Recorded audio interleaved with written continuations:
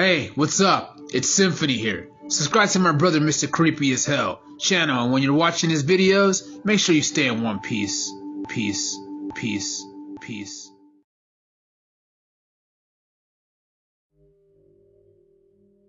There's a lot of things that don't frighten me, but this one particular thing really frightened me, and it made me really shake after experiencing this. This happened about 2 months ago. My mom had passed away. I was trying to get over her death. It was just me, my father, and my younger brother. At the time, I was 18 years old. I was going through college, and the death of my mother kind of really just messed everything up. Especially for me, emotionally. I didn't want to complete college, so I took a semester break so that I can heal properly before going back to college. During the break, though, I did get me a job. My job is kind of strange.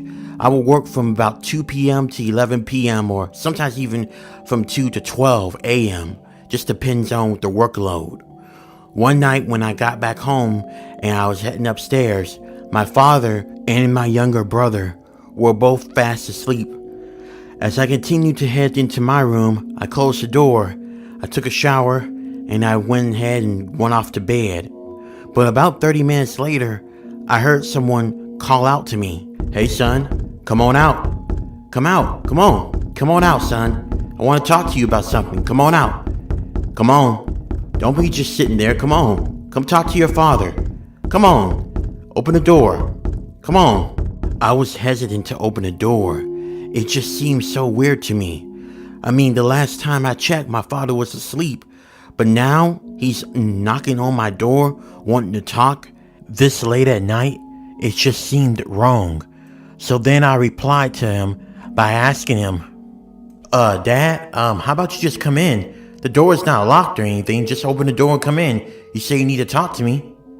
But there was nothing but silence.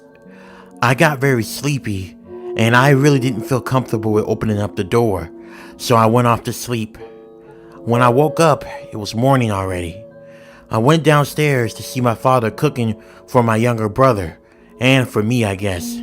As I went downstairs, I called out to my father, and I asked him, "Hey Dad, I just wanted to ask, why did you knock on my door late at night for?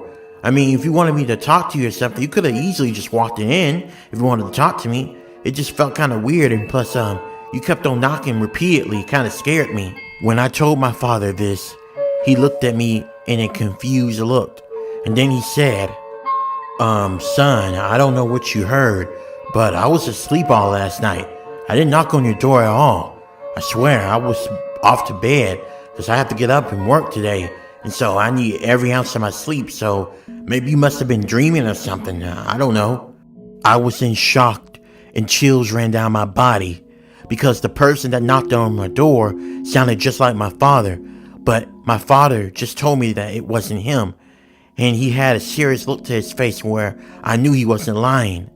That means that if it wasn't my father, then who the hell was that knocking on my door, pretending to be my father?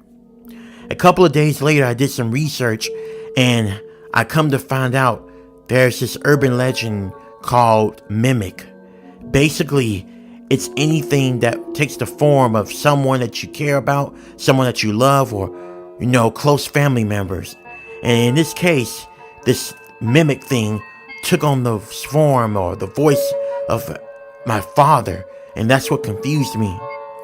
Luckily, I didn't open the door, because had I opened the door, there was no telling what was going to happen to me.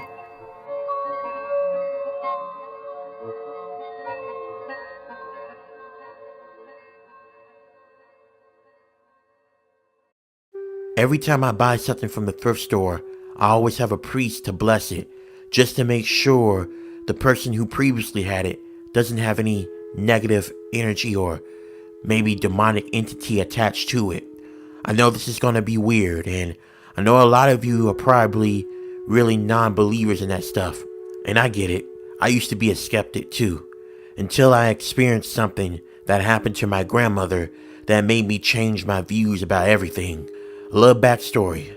My name is Williams, and I lived with my grandmother, and I still do, and she's still alive and everything is okay. My mother died after giving birth to me, and I don't know who my father is. But this happened when I was 12 years old. It was a Sunday, and after we left church, me and my grandmother went to the thrift store. She always made that tradition on Sundays. Every time she'll leave church, she'll always go there, because every week they'll always have something new, and she loves shopping there.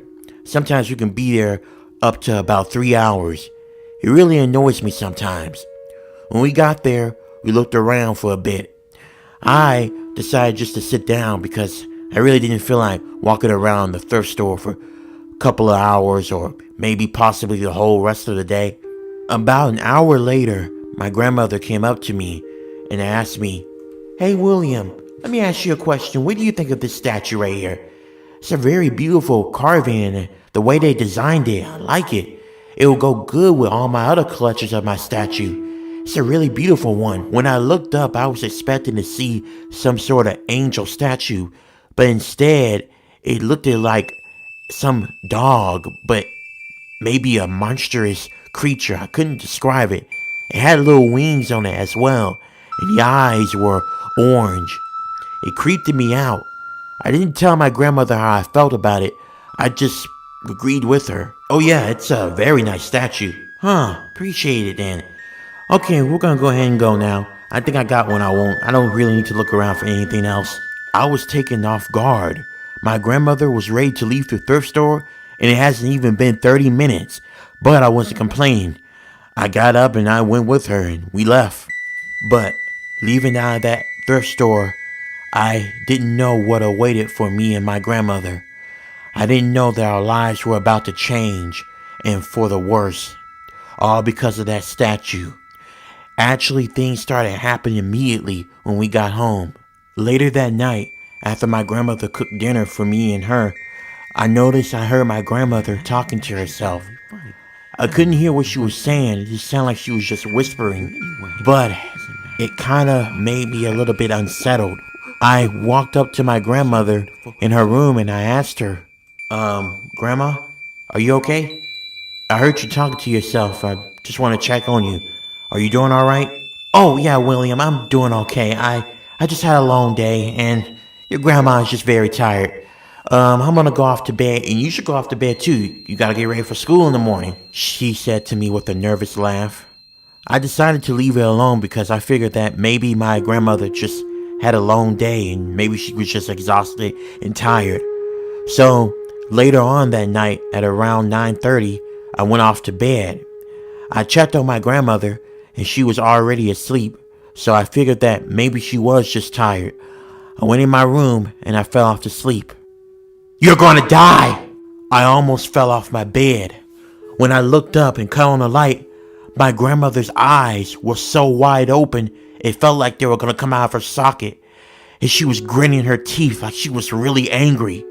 And then I saw her have her hands out, like she was trying to position them to choke me in my neck. I tried to calm my grandmother down, and I told her, Grandma, stop, what's going on? Grandma, stop! Hey, snap out of it, Grandma! Oh my God. I'm so sorry, William. I don't know what's going on. I just... Grandma, it's okay. You probably just half asleep and you probably had a bad dream. Let me help you get back into your room, okay? I walked my grandma back into her room and I tucked her in and she fell right back to sleep. I didn't really know what to make of what just happened, but it freaked me out. The way that my grandmother looked at me, the way she had her hands out like she was about to kill me. I didn't know what was happening to her. That was not how she normally acts. The next couple of days, things only got weirder. Things like my grandmother would be sleeping in the bedroom and then I'd come find her on top of the ceiling. Yeah, I'm not even joking. Or another case where I would see my grandmother bend her body in an unnatural way while walking towards me. I got freaked out and then she'll pass out and wake up and don't remember what happened. It got so bad that I had to talk to someone. I was concerned for my grandmother. I was wondering if maybe her mental health wasn't good or maybe she was declining. I was hoping that wasn't the case. I mean, in my opinion, she was still young. She was only about 59 years old. And she looked really healthy and she took really good care of herself. So I was thinking that it couldn't be anything medical. I was thinking it had to have been something mentally wrong with her. I didn't know how to approach my grandmother about this, but I had to because I was concerned for her safety and mine. When my grandmother went to the doctor, they come to discover that she was actually in perfect condition. Her health was good, there was nothing wrong with her. So whatever was going on, it wasn't because something medically was wrong with her. That night, things took a turn for the worse. And when I mean by the worst, I mean really bad. That same night, my grandmother was making my dinner, and she seemed like she was alright. I was sitting down in my room playing video games when I heard the pot fell over. Immediately I paused my game to go downstairs to see if my grandmother was alright. And when I got in the kitchen, I saw something that was really horrifying. On the kitchen counter, my grandmother was on top of. She turned around and started growling at me. But when she growled, it felt like a different voice was coming out of her, and it wasn't her own. It sounded really scary. She was on the counter, crawling like some animal on all fours. She looked at me and turned her head to the side and continued to growl. I was petrified. I couldn't even move, even though my body was telling me to run. Then she hopped off the table, and I can hear her bones popping as she came closer to me. She looked at me and gave off that ear-piercing roar again. This time I was able to work up enough courage to run into my room and close it. What was I going to do? I thought to myself. I couldn't call 911 because they're not going to take me serious. And that's when I realized I did have a number that I could call. Someone who can help my grandmother. I called up the priest at our church to come in and take a look at my grandmother because how she was acting was not normal.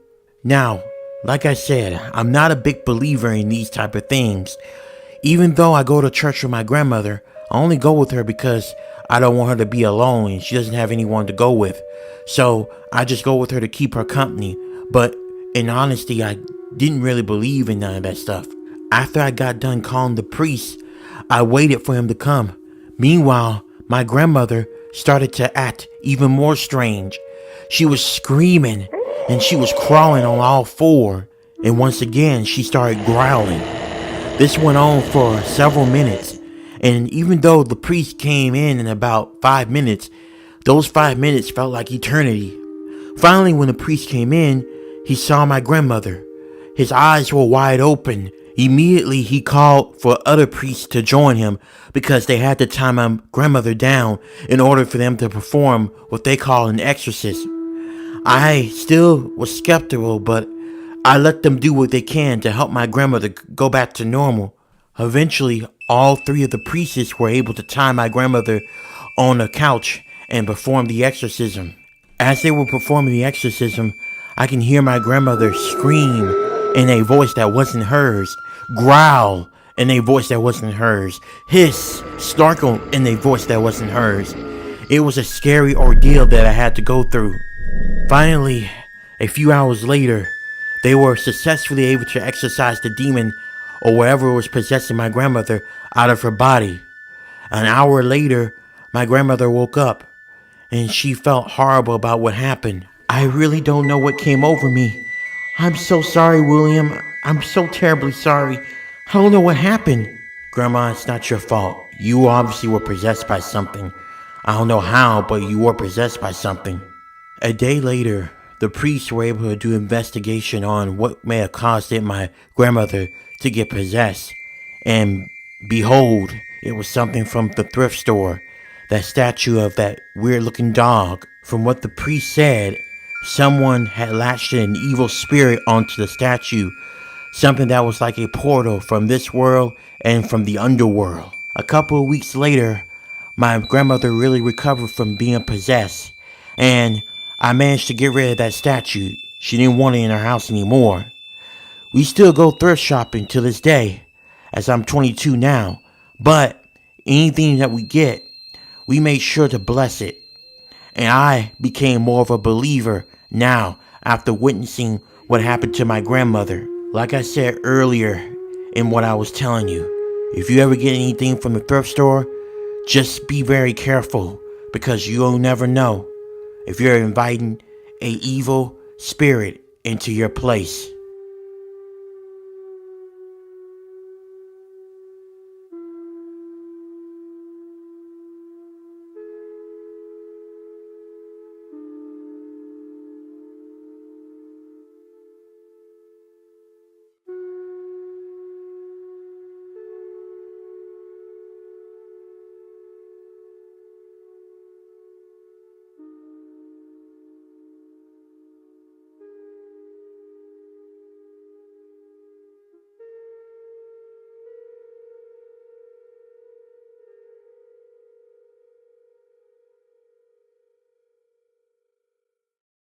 Growing up, my grandmother always told me this very chilling story that happened in her life.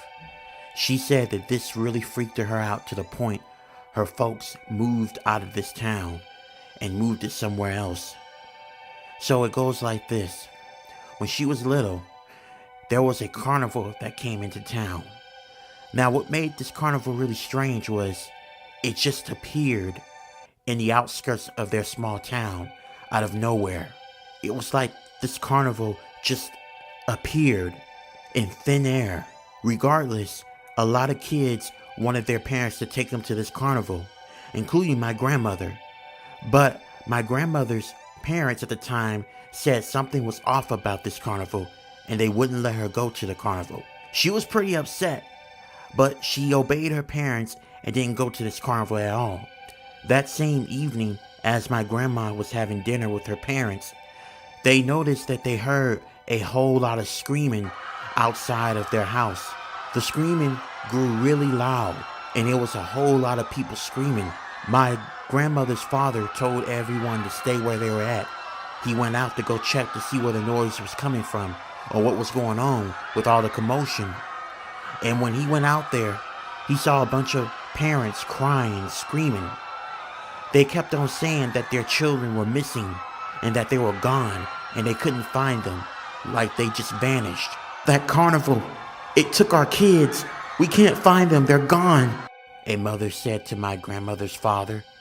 My grandmother's father, who also happens to be my great-grandfather, ran where the carnival was at. And when he got there, he was floored and confused at the same time. The carnival that was there earlier this morning when everyone woke up now just vanished without a trace. It almost seemed like it never existed. And what made it even more creepier was the kids, all the small town kids that were in this town, all went to this carnival, and somehow they disappeared with this carnival. My grandfather couldn't explain it. The town folks couldn't explain it.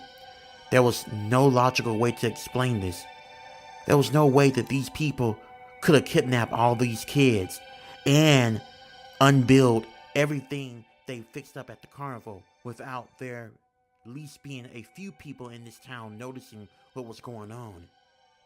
There were a lot of conspiracy theories, as maybe it could have been some sort of alien invasion, or maybe it was some type of cult, but no one knows what really happened.